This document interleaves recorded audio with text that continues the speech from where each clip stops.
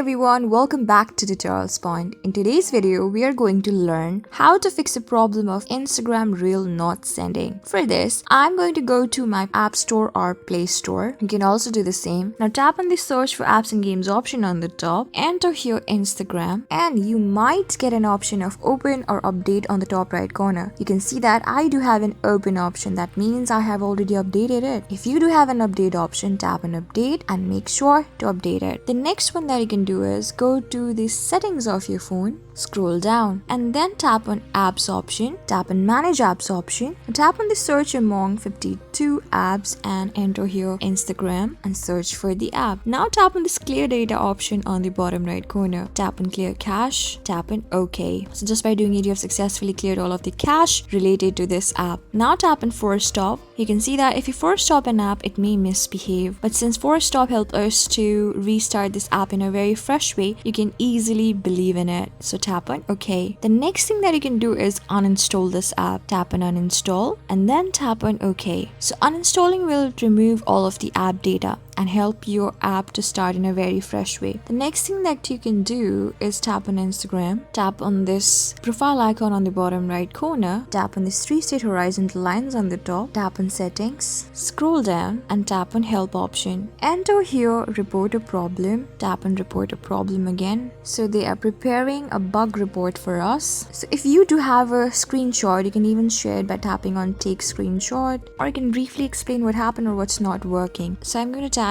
here Instagram Reels not sending and then tap on submit option on the top right corner. So they're going to turn on shake option, and then this feedback helps make Instagram better for everyone. Tap on not now option right now, but if you do have it, you can tap on turn on shake option. And the next thing that you can do is you can restart your phone. That will help your app to start in a very fresh way. So this is how you do it. I hope this video was really helpful for you and I was able to help you. I am going to see you on the next video. Till then, keep calm, stay safe, and goodbye.